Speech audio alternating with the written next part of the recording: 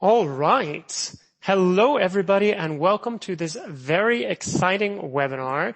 We are here to discuss glossaries with Interplex, and this is our first ever Tech Forward Insiders webinar. It's a real pleasure to be here and joined by Peter San and Eric Hartner, the mastermind behind Interplex and the developer behind Interplex, who are going to be taking us on a deep dive tour of this tool. So let's just go ahead and say hello to you both. Hello, Peter. Hello, Eric. How's it going? Hi, everybody. Hello. All fine here. Wonderful. Well, it is so great to have you here. We have some of our insiders in the room with us, and we have tons of people watching on YouTube. So a big hello to all of you. As a reminder, our Tech Forward Insiders webinars are free to watch live, and also the replay is available for 24 hours after the fact on YouTube. So don't worry, you don't have to get every single thing this time. You can go back and watch again and review. And of course, if you are an insider, you can review there too. We have the chat feature open, so feel free to go ahead and send a message. If you're in the Zoom room, make sure you send it to panelists and attendees if you want everybody to see it. And if you're on YouTube, you can just send it to everyone who's there. So a little bit of a quick overview of what we will be doing today. Let me just tell you, we will be talking about creating and editing glossaries with Interplex, importing term lists from Word and Excel, quickly searching across your glossaries, and looking up terms on iPad or even on iPhone, which is pretty cool. For those of you who are here for the first time, we often start things off by introducing ourselves, so feel free to say hi in the chat right now or say hi right on YouTube. And we also like to kick things off with a little poll. So this time we're going to do the poll a little bit differently. You'll see several options on your screen, A, B, C, or D, and all you have to do is type in A, B, C, or D, whatever corresponds to what your option is. So let me go ahead and share these. So here's our first question to break the ice. The first question is, how do you store and search your glossaries? Is it on paper? Maybe papers that you print out, something you do, or handwritten? Is it using Word? That's B. If you use Excel or something comparable, that's C. And if you use a glossary management tool, that's D. So let's see what answers are coming in. I see people are saying hello from different places. Athens, Berlin, Rome. We have some people using paper and Word. We have a person using Excel. We've got paper, Word, and glossary management from one person. That's a lot of different options right there. We've got another Excel user. So lots of different techniques here. Another person saying they use paper and glossary management. And here's our second poll to break the ice. Oops. The second poll is, have you ever used a glossary management tool? And the options are A, Interplex, B, another tool, C, no, and D, I don't know.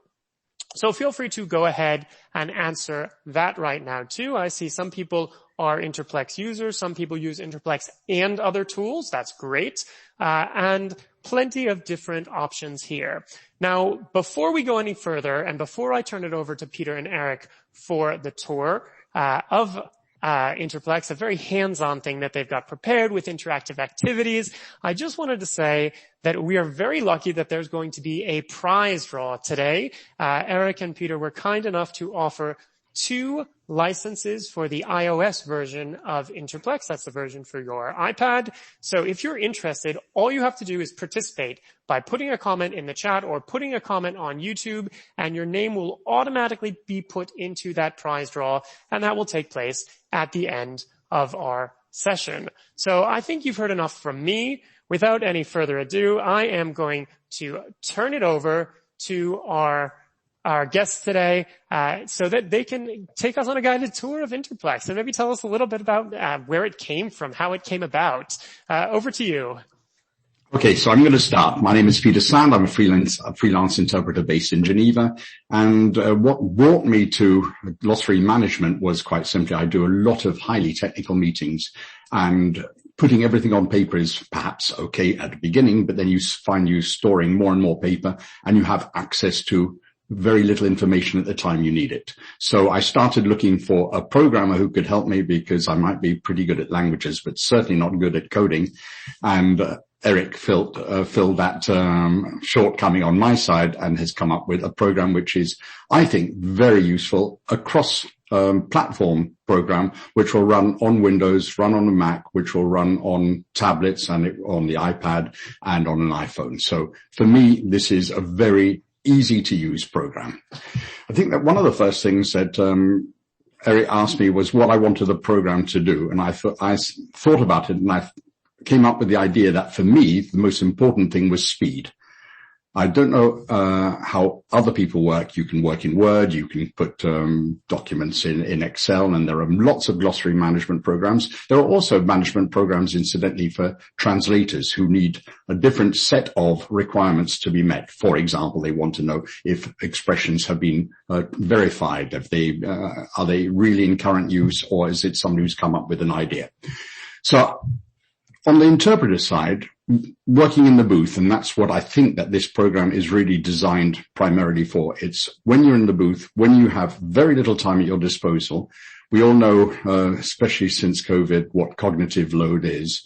Cognitive load on Zoom gets more and more difficult. And so you need to be able to get to your glossaries easily, quickly, and without faffing around, without having problems looking for things. For example, does your keyboard have accents on it? Does it not have accents? How are you going to deal with those problems?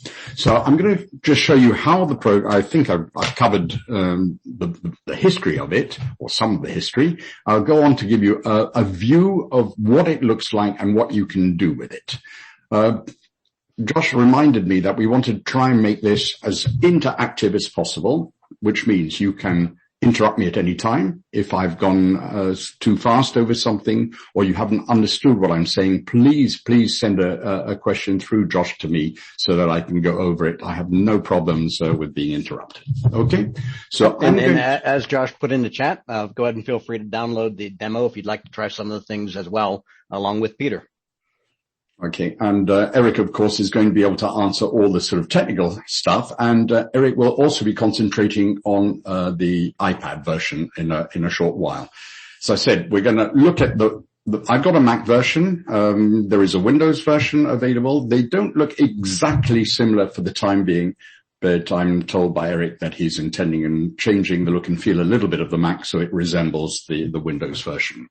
Okay, so let me do a share screen. Can I do that now, Josh? And okay, I'm going to do that, and I'm going to do my desktop, and I'll say share, and we're going to go over to, this is Interplex. And can you see the screen now, Josh? Or do I need to do something? All right. I can see it. We're good. Okay. So before we go on, let me just tell you how the glossaries are sorted. They're sorted in a database. And the advantage of having it in a database is the actual glossaries, which are kept separate, but they're all together in one database. You can choose whether all your glossaries go into one mega database, or you can choose to have separate databases for different subsets of clients or subjects. I'll show you mine. Let me just show you how my data are organized. I'm going to shut that. I'm going to go into, give me a second. No, I'm going to say open database, and it'll say yes, close. Just to show you how I've got my databases set up. I work a lot for the Patent Office, which is called the European Patent Office, and you can see I've got a database with EPO on it. The IPLX2 is the structure of the database, and you can see that although I've got a massive number of glossaries in this, the actual size, if you want to copy it or make a backup, is absolutely tiny. So one of the great advantages of this system is you do not have a lot of ballast. You can send this glossary extremely quickly, and I've got a couple of hundred of glossaries just for this. I also do Olympic sports, so I put all the Olympic sports into a separate glossary. I could put them into one mega one. I just find it easier to work in that way. And then I've got catch-all glossary, where I put everything that I've worked on over the course of my career. So I'm just going to open this set of glossaries, and you can see it's an